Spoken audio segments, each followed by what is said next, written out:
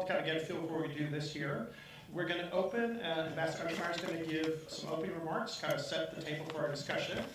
They all are experts across the board on any of these topics, but then I'll kind of maybe look to focus a bit more on energy and kind of relation issues with Jim Crane to my left, and then kind of the more geopolitical, regional related issues with Christian Coates-Alderson on the far side. But again, they all can talk on all these panels, but I'm just delighted to turn it over to Ambassador Untermeyer to kind of set the table for us. Thank you. Thank you, Ronan, and let's see here, I guess I need to be on. Thank you all for this opportunity. The confession I make very early is that I have not been back to Doha for about 2 years, and that's quite significant because it is such a dynamic society, such a constantly changing skyline with all kinds of new additions, such as museums or metro systems or freeway interchanges, that if you're away for about 6 months, that can be too long. So much safer to talk a little bit about the past and how Qatar got to this point, and then my colleagues Christian and Jim will be able to speak much more knowledgeably about what's going on today. When you have a society such as Qatar that is, by general calculation, the richest country per capita in the world, it requires thinking back only 2 generations to the time when this peninsula on the backside of the Arabian Peninsula was among the poorest countries in the world. And that's because the ongoing wealth, if we could call even that word appropriate, the wealth of the Persian Gulf states were pearls. And if you look at old maps, you'll find it very hard to find a map from any earlier than about 1850 that shows Qatar as a geographic entity. And that's because the land was not so important. What was important, what is on those old maps, are the pearl banks. And the pearl fishermen of not just Doha, but also Abu Dhabi and Dubai and Kuwait, would spend the summer months diving for pearls. Across from India would come merchant boats to purchase the pearls. They were brought back to India and made their way eventually to the necks of Europeans. And the famous painting we're familiar with of Queen Elizabeth I with great ropes of pearls around her neck, undoubtedly they began in the Persian Gulf. And that was the meager source of income for at least a few people in that region until the 1920s or 30s, when Mr. Mikimoto came up with the cultured pearl. And that totally devastated the natural pearl industry. And that is what led in the years roughly around World War II for Qatar to be truly a destitute country.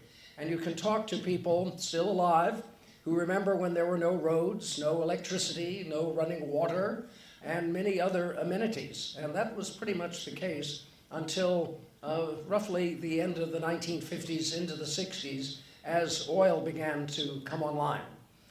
Qatar has never been a major oil producer, but that was the original source of new revenue. And it was in the 1990s that the then ruler, Sheikh Hamad bin Khalifa, decided to take a very bold bet. And the bet was on taking advantage of the natural gas under the seabed and to liquefy it. That required Qatar's going into debt that it could not then easily afford, but the bet paid off handsomely to the point that by the time my family and I arrived in Doha in 2004, the immense wealth and subsequent development began to take off. That was our good fortune, just to be there in those very critical years as the wealth began to come in. And the key thing is that, yes, there were fancy buildings and hotels and museums that were purchased with those funds, but it was a decision by the Emir, Sheikh Hamad, and his remarkable wife, Sheikha Moza, to create a society as if there were no natural wealth for Qatar. That is, that they wanted to create a society based on brain power, human ingenuity, and human entrepreneurship, knowing that, yes, the wealth from the seabed would be there, but that they would not count on it and would want to develop a society that was fully functional for the 21st century. And it was part of that that led Her Highness Sheikh Moza to import a total of 6 American universities to what is called Education City, right outside Doha, and to emphasize such things as critical thinking, research, Western approaches to various controversial and significant issues, and that has been a huge success. Sadly, in a very unwise and very tragic decision, the Board of Regents at Texas A&M have voted to terminate the campus in Doha. It was on a ridiculous notion, a rumor really, on the internet, that the A&M campus, which is the School of Petroleum Engineering, was giving nuclear secrets to Hamas.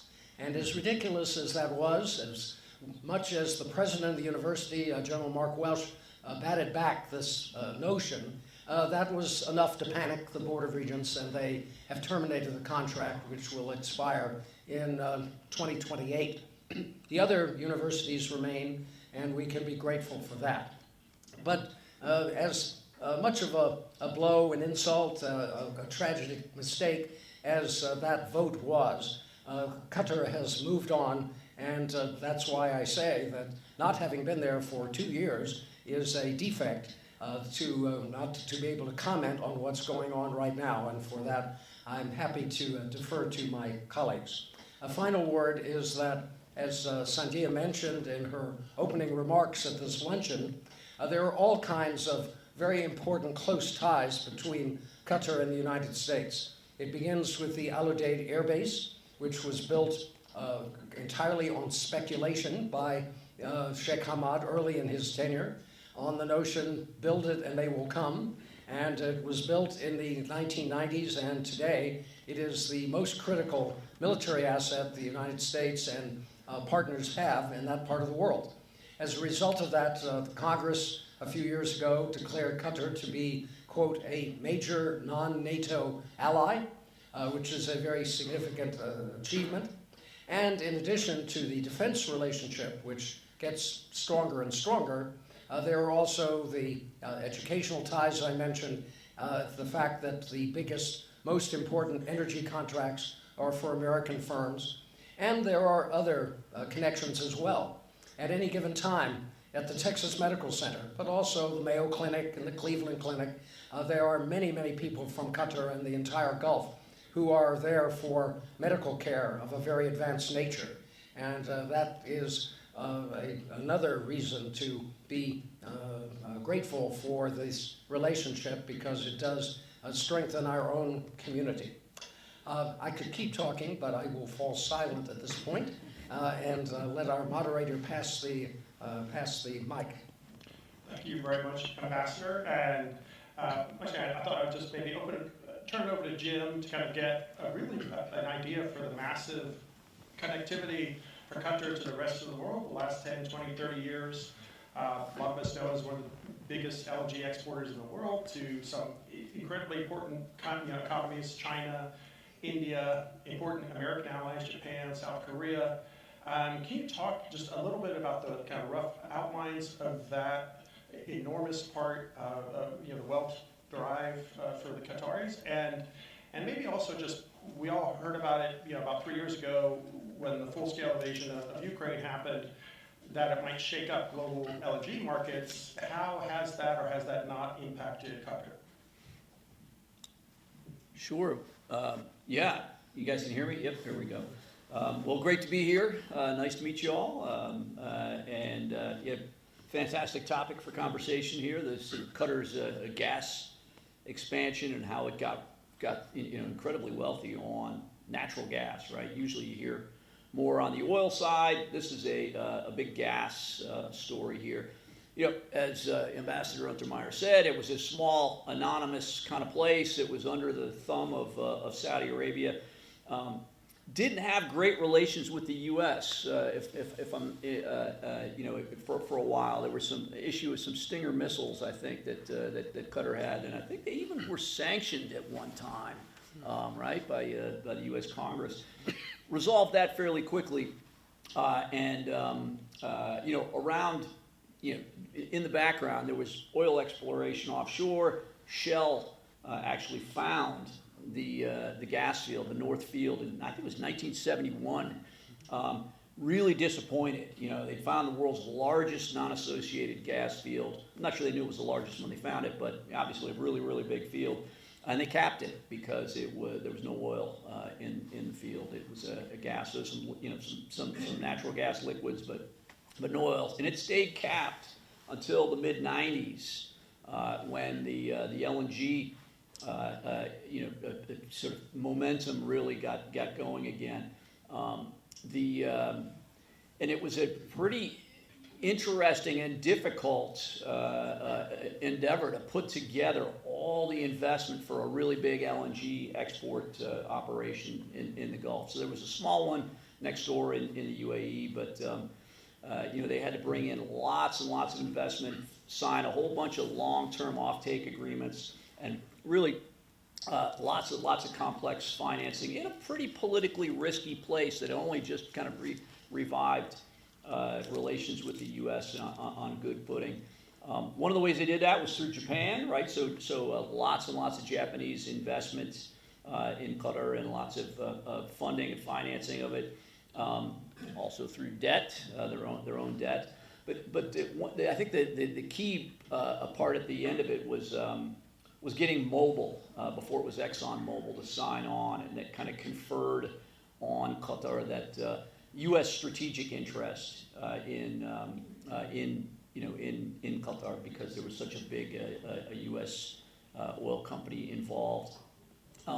So they built the LNG, the first 77, they reached 77 million tons per annum. They were the largest producer and exporter. They built this when costs were low. There wasn't a lot of construction going on in the region. Oil prices were low at that time. So the concrete, labor, steel, was much cheaper than it was a few years later. So because of that, Qatar has the lowest unit price that it can produce LNG for than anybody else in the world. So they'll never be undersold on LNG. They built that first train to deliver LNG to Japan profitably at a landed price of $3.45 per million BTUs. Right, that's not much different than the Henry Hub prices here in Texas. I mean, that's a real. So they were profitable bringing LNG all the way to Japan for that low a price. So now they're expanding. From 77, they're going up to 142 million tons per year by the 2030-ish. I think the first phase of that is supposed to come on, I think, this year, next year. And the U.S. is now ahead of them, right? So we're somewhere around 98 million tons per annum. So they're we'll see. They may surpass us. They may not.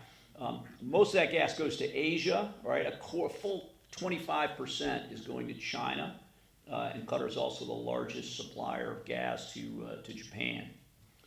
And then on Ukraine. Yeah, I suppose since February 2022, there was big consternation. How is this going to affect global oil markets, global gas markets?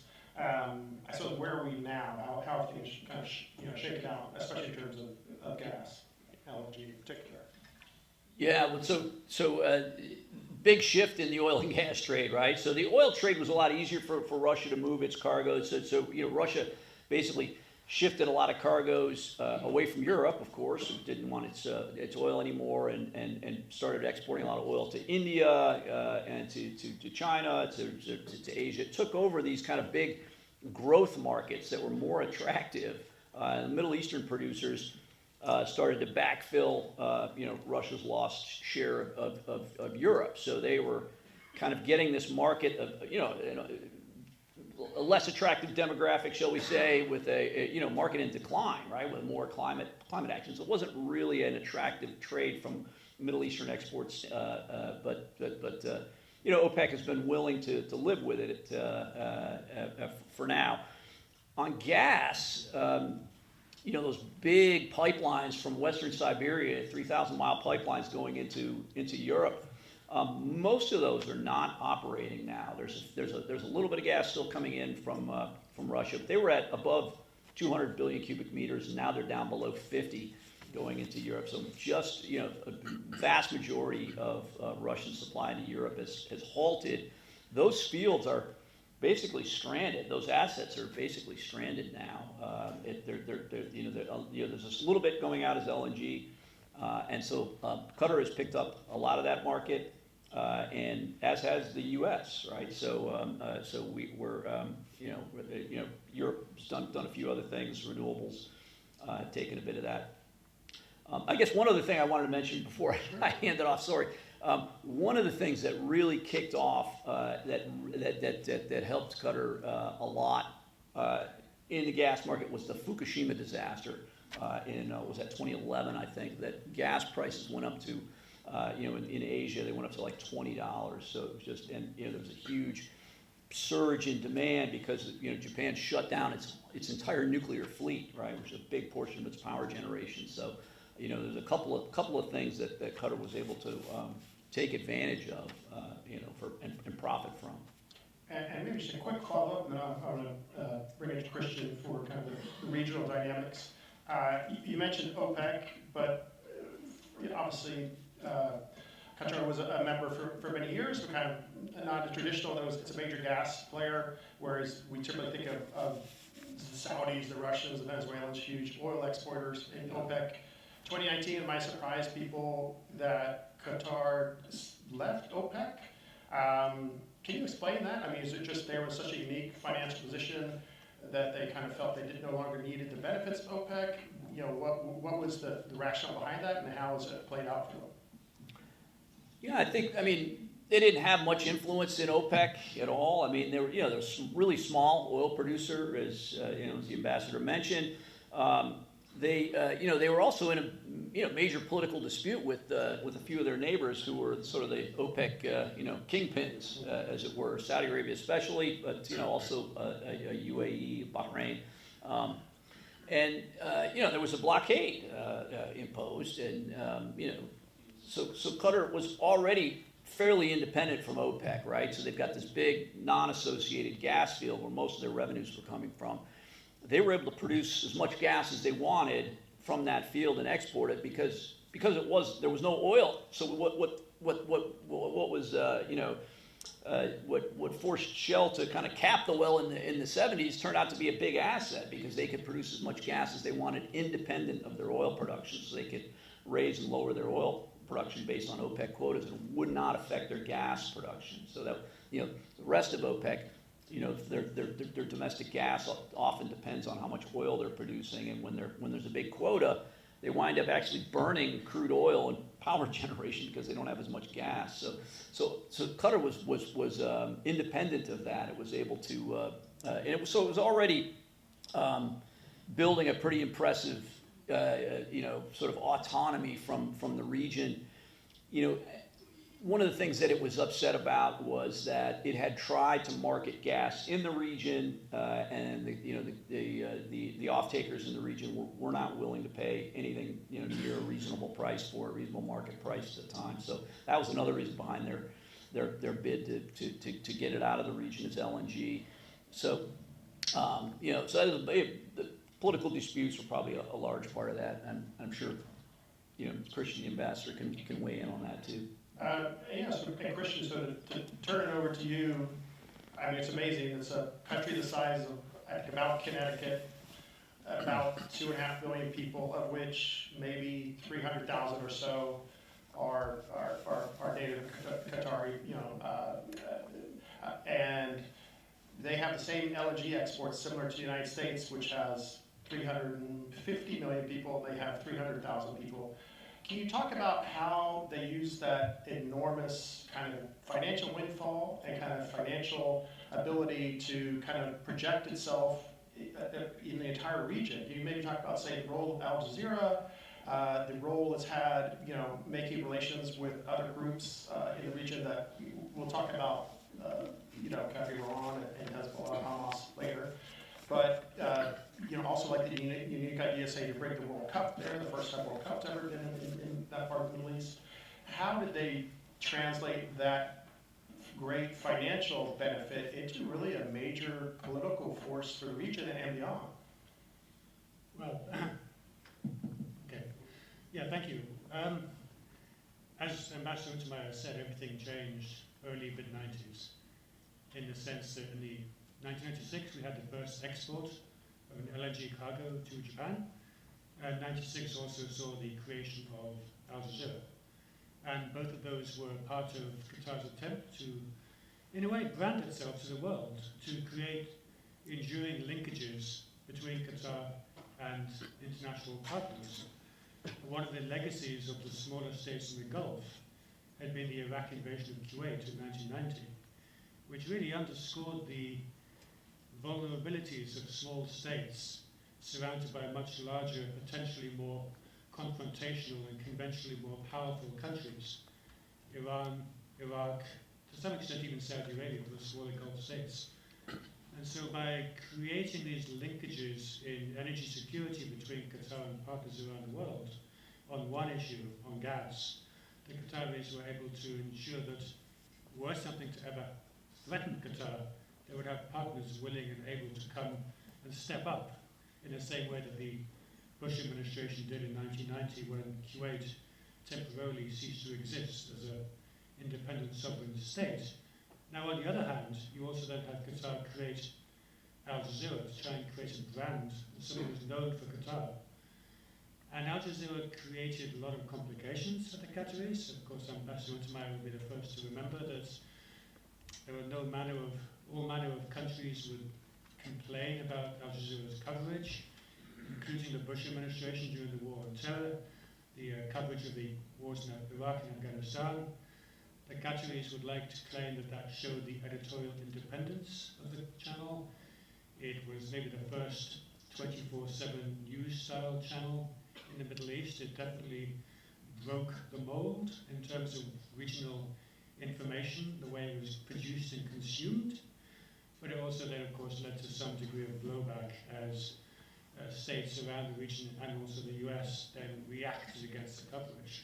But certainly in terms of putting Qatar on the map, it was very successful to the extent that people now associate Qatar with Al Jazeera or with the World Cup or with LNG. And it's not just a state next to Saudi Arabia that nobody's ever heard of.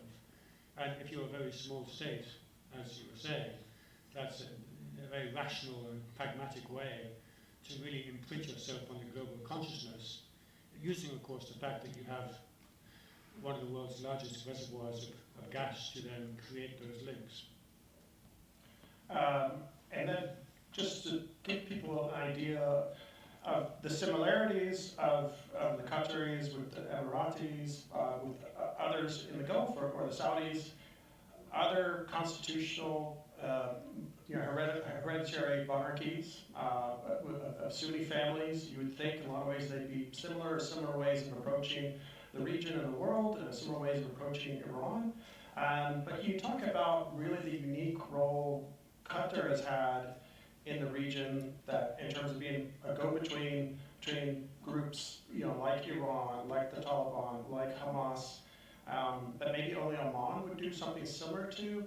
And I suppose you could explain why they have such a uniquely different foreign policy perspective than, say, their neighbors.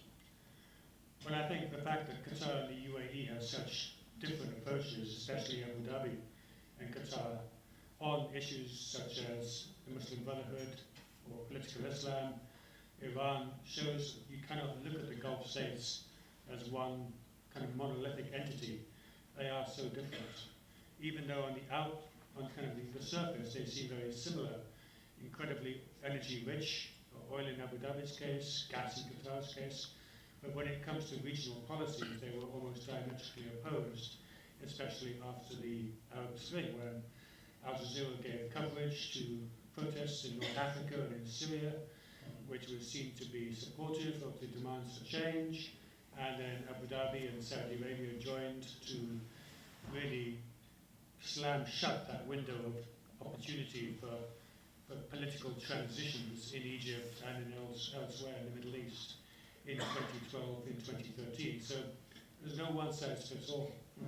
Now we've seen that with Iran, but again, as Jim was saying, Qatar has a very pragmatic interest in maintaining a workable relationship with Iran, because the gas field, the North Field, which is the engine of everything that has made Qatar such a resource-rich state, is offshore, and it straddles the boundary between Qatar and Iran.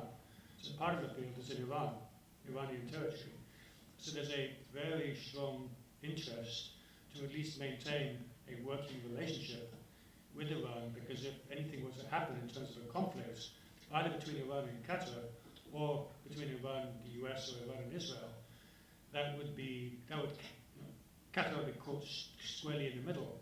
And unlike, say, Saudi Arabia, which has a Red Sea coastline, or Oman, or the UAE, which also have ports outside the Gulf on the Indian Ocean coast, Qatar is completely reliant on the Strait of Hormuz for ship-bound imports and exports. So they would be heavily impacted by any conflict. And so, together with Oman, which for different reasons has concluded that Iran is a neighbor that we cannot wish away, we cannot change it, we have to live with it, we have to find a way of coexisting, because if we don't, it will be a threat to our regional and national security. The Qataris have made the same pragmatic assessment. And at times, like we saw in 2017, that relationship has been used against Qatar by the Saudis, by the UAE, and by others to say that there are potential risks to security, even though it's in Qatar's national interest to maintain that relationship, at least at a working coexistence level. And Ambassador, from an American perspective and American relations with Qatar, obviously you mentioned after the first Gulf War, relations get deeper, much bigger military presence there. Huge LNG exports are ramping up from there. We have our largest military base in the region. U.S. Central Command, which is the regional command for that entire part of the world, which includes the Middle East, Afghanistan, all of these hotspots are based, our U.S. Central Command based outside the United States is in Qatar. How did the U.S. balance the great benefits of a deep relationship with Qatar, but also obviously sometimes the difficulties of knowing you're upsetting probably the most important ally in the region, the Saudis, others like the Emiratis. They're willing to host, the Taliban or members of Hamas. How do they kind of, walk around that circle in terms of what they like and maybe dislike about their policies? A key point is that the Qataris, while solidly in the Western camp and a major non-NATO ally of the United States, have always had a very pragmatic view of the region in which they live. We've discussed about the omnipresence of Iran, which will always be there, and they're not always sure that other nations, such as the United States, will always be there. And because they share the gas field, there is a very solid amount of realpolitik in that relationship. Privately, Qataris will Qataris will tell you they don't trust Iran, they don't like Iran, they feel the Iranians are aggressive and on a long-term basis not a friend, but they have to get along. And that is the way they view all other elements in the region. People say, how can it be that Qatar purports to be a friend of the United States, and yet it deals with the Muslim Brotherhood in all its many guises throughout the region, such as, just to use that one example, the Muslim Brotherhood of Egypt. And the answer is, those are facts on the ground. Hamas is a fact on the ground. The existence of the Taliban in Afghanistan was such a fact. And the Qataris are to say again, very pragmatic when it comes to dealing with those elements. They felt the conflict in Syria was particularly confusing because there were so many different elements. But to their credit, the Qataris were always against Assad, seeing him as a noxious force. And as such, they dealt with whatever kind of forces on the ground might have been more effective in ousting Assad. In that part of the world, it's very, very seldom, if ever, a choice between the good guys and the bad guys. It's a choice between the bad guys and the worse guys. And that is what Qatar notices and pays attention to. And that does not in any way conflict with being an ally of the United States, of giving U.S. access to the Al Udeid Air Base and all the other benefits that I laid out. This all came to a head, of course, in 2017. We talked about this. This was when, very unwisely and very prematurely, the Saudis and Emiratis, backed up also by the Bahrainis, decided to clamp an economic embargo on Qatar, with an aim of bringing down the country economically and ending the regime of the Al Thani family. The reason this was premature and unwise is that, and you would think the Saudi intelligence didn't require too much research to know this, that Qatar had just opened its own seaport so that it was no longer dependent upon the Jebel Ali port in the UAE, and it had just opened on the grounds of its huge international airport cold storage facilities. And during those very nervous early days, when President Trump, then in his first year in office, truly came down on the side of the Saudis, during those very nervous days, Qatar was able to supply itself, sustain itself, and get past the initial shock and danger of the embargo. It continued on for another few years, but in the process, the result was to strengthen the regime and to strengthen Qatar's standing in that part of the world, such that the end came very quietly, and with, I believe, a visit by Sheikh Tamim, the current emir, to Riyadh. And I give great credit to the restraint and the statesmanship of Sheikh Tamim, in that when this happened, when it was clear that the embargo was a total disaster, not worthy of great nations to impose, that there was no triumphalism, there was no crowing that we won and we beat them. It was just quietly handled because, once again, they have to live in that neighborhood with those neighbors. And that was a very pragmatic approach to the end of the embargo. A word or two, because I mentioned that President Trump in 2017 came out with two statements that were very much aligned with Saudi Arabia and the embargoing countries. He had just been in Saudi Arabia. We have no idea, at least I don't, what was whispered in his ear while he was in Riyadh, but the embargo began very soon thereafter. And the president made statements that bought into the notion that Qatar was a handmaiden of Iran and a supporter of revolutionary elements within the region. Fortunately for the United States and fortunately for Qatar, in his administration at that time were two gentlemen with intense knowledge of the U.S.-Qatar relationship. One was Rex Tillerson, the Secretary of State, who had been CEO of ExxonMobil, and he intimately knew the economy and individuals in leadership in Qatar. And the other was James Mattis, the Secretary of Defense, who had been the commander of the Central Command with its forward headquarters in Doha. And I give them all credit for at least pulling the United States to a position of neutrality. Turn the page, and Donald Trump goes to the region this year and makes a, not just a point, but a very major visit to Qatar, a very warm relationship with Sheikh Tamim, and various other announcements of business deals and continued friendship. So I believe the relationship today is as good or as it could ever possibly be. And that's just a recognition of reality. Great, thank you, Ambassador. And just, Jim, Christian, just very quickly, first, I just want to kind of get people get a full idea of where Qatar is now, but then I really want to focus upon, what may or may not happen with Iran, nuclear negotiations. But just, could you, I know it's hard to do it briefly, but Jim, could you maybe mention about how it might surprise a lot of people in the world that the Gulf states are some of the leaders actually in energy transition and kind of putting big money towards development and building actually of renewable projects. Can you talk about what they're doing in that area to kind of redirect their economy? And then afterwards, Christian, maybe just for people might wonder, could you discuss, from Qatari's perspective, they'll say the Arab Spring, we didn't have any of the madness or disasters of Syria or Libya because we have a strong constitutional monarchy that's been effective, that's well, good way to rule our country. Are there any prospects or developments in terms of possible kind of more liberalization or even kind of degrees of people having a direct political involvement in politics? Maybe we'll start with you, Jim. Yeah,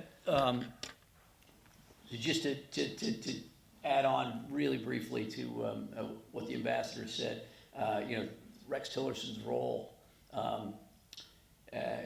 There was potentially even an invasion that was afoot, right? So we were hearing about this, and from what I understand, Rex Tillerson, made a couple of really firm statements via cable back to Washington, really telling the Trump administration to call this off. Not long after that, there was an LNG tanker named after him in the Qatari fleet. Who knows, right? It's kind of interesting, but yeah, there is a big Rex Tillerson LNG tanker now that's plying the waters between the Persian Gulf and the Pacific. So kind of interesting. So I think his role was a large one in this.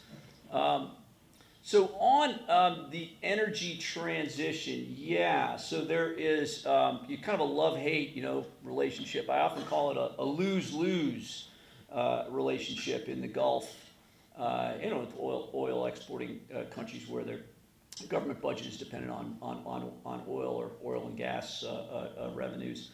They basically lose if the world transitions quickly away from oil and gas and electrifies, technologies that now consume oil and gas because their economies won't be, they'll be damaged. But they also lose if they don't, because this is, anybody that's been to the Gulf will know, especially in summertime, it is on the leading edge of climate damage. It's getting hotter in the region. We've had some crazy high record temperatures in that part of the world. Still I think the highest temperature in the Eastern Hemisphere for sure, almost 130 degrees Fahrenheit in Iraq and Kuwait, on the actual thermometer. This is not, a heat index reading or anything. That's 129.2 Fahrenheit. So fairly warm day, and they're getting, it's not cooling off. So they've got a stake on both sides of this. They'd like to see the energy transition proceed and climate action proceed, but hopefully without killing off oil and gas. So if there's a way to keep oil and gas in the mix, but remove the emissions, that's kind of where they'd like to go. That said, renewables have gotten so cheap that they can't ignore renewables in that part of the world anymore. Especially now that the U.S. is putting tariffs on the Chinese kit and the EU to some extent as well. The price of PV panels and wind turbines has gotten so low coming out of China. It just makes no sense for them to continue to ignore this trend. It also, for every new solar farm or wind installation they put in, that reduces the amount of oil and gas. I mean, a couple of these countries are still literally burning oil in power generation, right? So Kuwait and Saudi Arabia are still burning a lot of oil, including exportable crude oil in their power stations. So the more renewables they can build out, the less they need to consume their own fuel, which they don't, I mean, Saudi gets about $6 a barrel for crude inside the kingdom. So if they can get that outside the border, they're much better off. And they get some reputational benefits from this, right? So they have been going on, at least for the most part. I've just co-authored a paper on this. Mostly it was talk. Until about 2020, they issued a bunch of goals. These 6 Gulf monarchies, a lot of goals in the from about 2006 to maybe about 2012, that they were going to reach a certain amount of renewable penetration by 2020. Only the UAE was the only country that hit above 20% of their installed capacity from renewables, with goals much higher than that. So in Qatar, I think last I looked, it was about 99% of the power was still being generated from gas. The Saudis are now in the, I think, low 90s now from oil and gas. They've got a little bit of solar on stream, and they're building it out pretty quickly. The UAE is the main exception. The UAE's got a big nuclear power plant and really big solar installations. So they were getting up to 20 to 30% from clean energy. So and also Qatar alone is the only GCC country that does not have a net zero goal yet. So the other 5 do. Qatar doesn't. And I guess the final thing on this is their carbon emissions, or their greenhouse gas emissions from Qatar, largest in the world on a per capita basis. About 45 to 50 tons per capita. We're here in the U.S. It's about 15 tons per capita. So and we're already we're in the top 10, but Qatar is number 1. So number 1 in wealth, but also per capita emissions. And Christian, do you remember what I asked? Just kind of any kind of outlooks, or what's the kind of process for maybe even kind of mild openings in terms of politics or liberalization, or what's the status there? I think especially now, Sheikh Tamim just turned 45, and his siblings and he run Qatar. They are all in their late 30s, early 40s. It's a new generation that has come to power. Sheikh Hamad and Sheikh Moza are still there. Sheikh Moza is still influential, but the new generation are doing things their own way. Qatar was awarded the World Cup in 2010 for 2022. There was 12 years of relentless focus on preparing for the World Cup against the backdrop of all the regional crises post-Arab Spring. So there was a sense that regional developments and World Cup preparations took a lot of bandwidth away from, say, domestic issues. Having said that, in 2017, the Qataris announced they would have elections to the Advisory Council, Happy Advisory Council. For the first time, they took place in 2021. But then last year, there was a referendum in Qatar where 90% of citizens voted to go back to the old system, where the entire council was appointed rather than elected. And I think that was a reflection of the challenges of holding elections in a very tribal society where you could cause familial and social divisions. And so they feel, I think, that stability is better served by having a system where the emir and the leadership can appoint people from across different spectrums and walks of life, rather than having an election once every 4 years.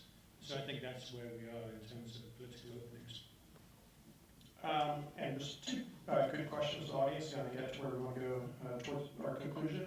And you all have addressed them to some degree already, but maybe Ambassador, you touched upon it, maybe you could follow up on a bit more. As audience member asks, some critics allege that Qatar is a malicious actor, funding terrorist groups and buying influence in the U.S. What is the reality of this? Well, I should say that I have no current access to intelligence to be able to say yes or no. However, the allegation is frequently heard that Qatar is, quote, funding Hamas. Now, to the degree that it is true that Qatar gave money for the rehabilitation of Gaza after a previous conflict, rehabilitation in the form of hospitals and schools and stadiums. All those funds went through Israeli hands.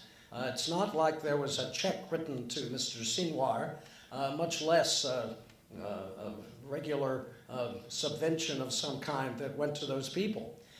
In fact, I would say the only provable or probable case of funding Hamas is picking up their hotel and food and laundry bills in Doha. I don't think that's what the critics are really alleging. And I should say that the fact that that Hamas is in Doha was at the request of the United States, starting with the Obama administration, but continuing on through subsequent administrations. And why is that?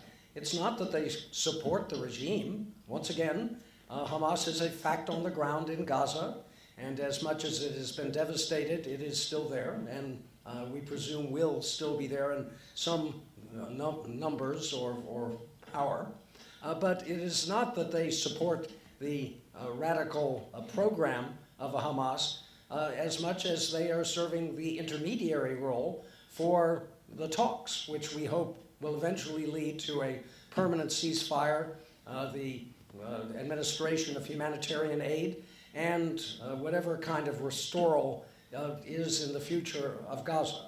It's a very useful role. It's the role the Swiss have played in European politics for many years. And just a quick follow-up, Ambassador, for people to understand, some critics say, why does Qatar give large amounts of money to Hamas and to kind of the running and Gaza even before October 7th? But the counter of that is it fair to say, equally critical of Netanyahu, to say Netanyahu willingly, expressly knows this money's coming from Qatar, and some people would say he wants to keep a strong Hamas so that a strong Hamas and a strong Fatah will be against each other's throats and basically keep them at odds with each other, keep the overall Palestinian population kind of up in the air. Is that accurate? I really can't comment on that, but all I can say is the facts I laid out are well known throughout the region, and the allegation that, quote, Qatar is funding Hamas is just wrong. I could be shown otherwise, but I have no access to that intelligence. Okay. Jim, a Christian, and Ambassador, you'll step in as well. Good question from the audience related to what we're discussing. What is Qatar's future as regards to being a peace negotiator in conflicts such as Ukraine and Russia, people may have heard about? You're discussing Hamas and the Gaza war and Israel, and in particular maybe Iran and kind of the restarted U.S. talks during the second Trump administration with Iran. Maybe Jim, if you want to give your perspectives, in particular, say on Iran negotiations, if you want to touch upon Ukraine or Hamas, that's fine, and Christian as well. I might kick it over to Christian, yeah. I mean, just building on what Ambassador Untermeyer was saying about Hamas, in 2012, Hamas political leadership they'd been based in Syria, in Damascus, and they were more or less kicked out because they were more pro-opposition. And it was felt that it was in US interest that they not relocate to somewhere like Russia or Iran, where the US and others couldn't reach them if necessary. So that was the context for having them in a friendly partner state, which is how they ended up in Doha. It was the same with the Taliban as well, where in 2009, 2010, there had been a series of mishaps where representatives claiming to be from the Taliban had approached US and NATO forces in Afghanistan claiming that they could negotiate agreements on local issues. They then received large amounts of money and just disappeared. And so there was a desire to have a legitimate official representative of the Taliban in a third-party country that you know where they are if you need to reach them when necessary. So that was why the Taliban and Hamas ended up having political offices in Doha, which of course has been used against Qatar, first in 2017 by the Saudis and Emiratis, and then more recently since October 7th as well. Just in terms of mediation, the Iran talks have been mostly going through Oman, and that's partly because Oman has long had a record of being the interlocutor. Oman doesn't mediate in the same way. The Qataris get directly involved. The Omanis more or less establish the conditions for the dialogue and then get out of the room while that happens. So they exchange messages, they provide spaces for the dialogue to take place. And that was the case during the JCPOA in 2015, and is the case now. The Qataris were very active in terms of facilitating the US withdrawal from Afghanistan in 2021. They obviously hosted the talks between the US and the Taliban that produced the Doha Agreement in 2020. And then once the drawdown began in Kabul, the Qataris were heavily involved in trying to get people out, flying out of Kabul to Doha, flying people out, putting them up, resettling people. So they were heavily involved. Russia-Ukraine, Qatar has left that more to the Saudis and Emiratis, who have been mediating prisoner exchanges and releases. But of course, the Qataris have been heavily involved in the mediation over Gaza over the last 2 years, together with Egypt and with the US. And again, that's opened up Qatar to a lot of criticism, especially from those in maybe Israel or the US who, as you say, associate Qatar with Hamas. A lot of it's politically, I think, motivated. It's not necessarily fair, but of course it's part of the extreme hostility and polarization that we've seen in regional politics over the past 2 years. And quickly, if you understand, so you're saying, at least currently, unlike the lead up to 2015, JCPOA, the first nuclear deal under Obama, so far Qatar hasn't played much of a role in nuclear negotiations, or do you expect that to change, or maybe play more? Well, I think if we see a continuation of dialogue and any potential agreement, it'll be all the Gulf states will be involved in actually really trying to make that agreement work, because nobody in the Gulf these days wants another conflict, unlike maybe in 2015 where you had the Saudis and Emiratis who were much more bellicose at the time. But now there's a feeling across the Gulf that they all want an agreement. They all need some stability. Interestingly, what the Qataris are doing now, they're mediating out of area as well. They're trying to establish Doha as a hub for mediation. So we're now seeing that the Qataris are mediating in Congo, for example, between the Congo government and rebel groups there. So they're actually beginning to try to kind of institutionalize all the expertise they've built up over the past decade or so, and to become a sort of go-to mediator, which I think is quite interesting to watch. The future of Switzerland.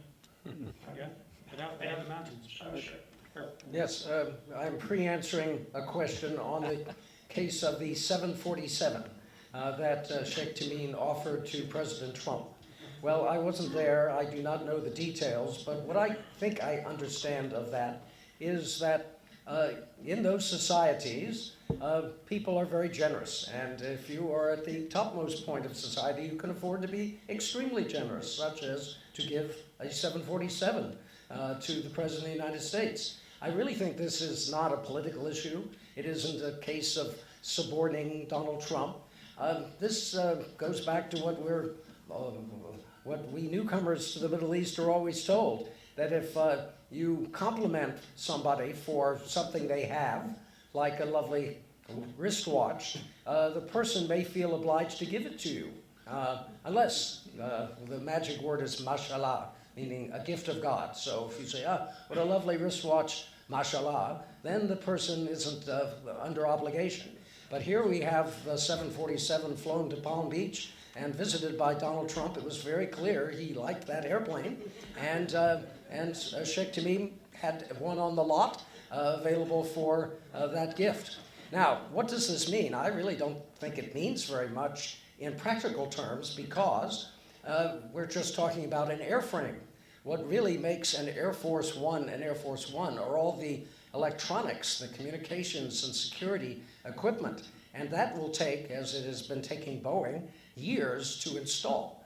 So it isn't just having a nice seat and a comfortable aircraft. It is going to take a lot of work to take either to let the current Boeing airframe be finished in its time, or to refit the gift of Sheikh Tamim to make it worthy. Because at the end of the day, in the ultimate apocalypse, Air Force One is the final redoubt of the President of the United States. If Washington has been devastated by a nuclear exchange, the President of the United States is going to be in Air Force One flying somewhere and has to be in immediate contact with all U.S. forces and representatives. So that's why I look upon this as a case of a very high level, very high cost gift, but given in the spirit of a gift rather than any other kind of motivation.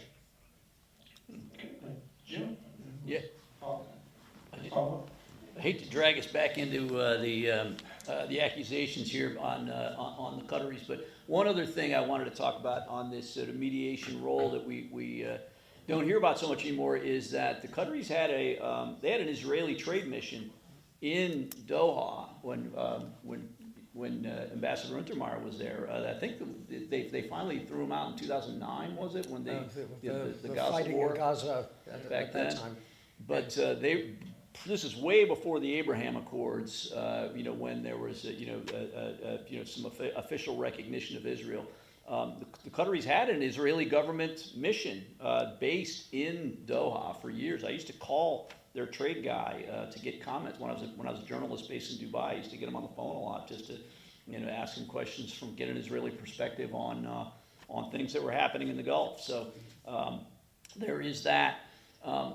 And I guess one other thing to throw out there is that if there's if there's a war against Iran, the U.S. and Israel, or I'm not sure anybody else would join in on that, but if there's an attack on Iran, when Iran responds, folks, it's a lot easier for them to hit U.S. allies on the other side of the Gulf that are 90 miles away than to reach all the way back and hit the U.S. or even hit Israel, right? They've tried to hit Israel. It's not that easy. So one reason for all this mediation is, it's not just, to get on great with your neighbors, but also, there's critical infrastructure lined up along the Gulf, power plants, desalination, that's their drinking water supply for the entire Gulf is for that region comes out of the physical Gulf. Even if there's a power plant hit or an oil export terminal or an LNG export terminal and the Gulf gets contaminated, that's even a big problem for them because that's their drinking water source. So, and we saw this in 2019, right, when Iran ostensibly hit the Abqaiq, the largest ever outage in the history of oil, right? Going all the way back to the 1850s, there's never been a bigger outage as happened in 2019. Almost 6 million barrels a day taken offline with some cruise missiles and drones. Oil markets were really slack back then. We didn't notice it. The price only went up by about $9, but it was they definitely noticed it in the ruling diwans in Saudi Arabia, Doha, and Abu Dhabi, etc. So there is that to think about. Yeah, great way. For them it's personal, it's very close, and if you're hosting the largest military installations in the region, those are also big targets in the region. If the three of you don't mind, we're kind of at the end of our time, but please feel free to chat with our three incredible experts. And again, just to maybe let you know a little bit about some of our upcoming events. We have a bit fewer events during the summer, but as Sonia mentioned, if you want to take our Institute courses this next week, every Monday, it's Monday, Tuesday, Wednesday, Thursday, Friday. They're kind of fun. It's 2:30 to about 4:45. That's assessing dictators and democracies, how U.S. has dealt with them.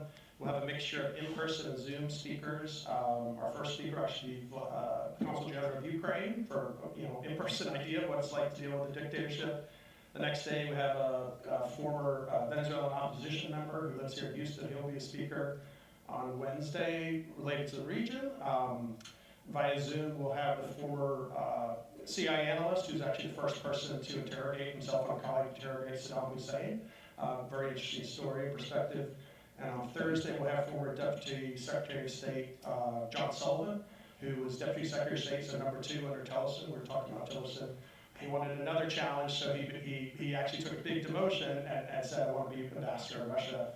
So he was ambassador of Russia for the year, basically lead up to the full-scale invasion, and for the 6 months or so afterwards. So a very fascinating perspective if you want to join me in those courses. Also next week, we have a dinner event here on the 17th with CFR's, Council for Foreign Relations Senior Vice President Jim Lindsay, about the outlook for the U.S. global leadership. On June 26th, something a little bit different, kind of a little more fun, maybe upbeat. We have best-selling author and Texas Monthly editor Brian Burrows for an upcoming book called Texas Gunfighters and How Texas Shaped the West and maybe the American Mentality, which maybe still takes part in our foreign policy in some ways.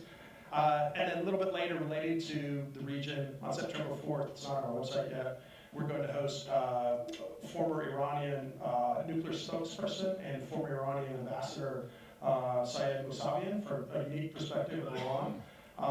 And then also in September, just finalizing the date from now, you might recognize him from television, longtime Pentagon and National Security Council spokesperson Admiral John Kirby will host in September.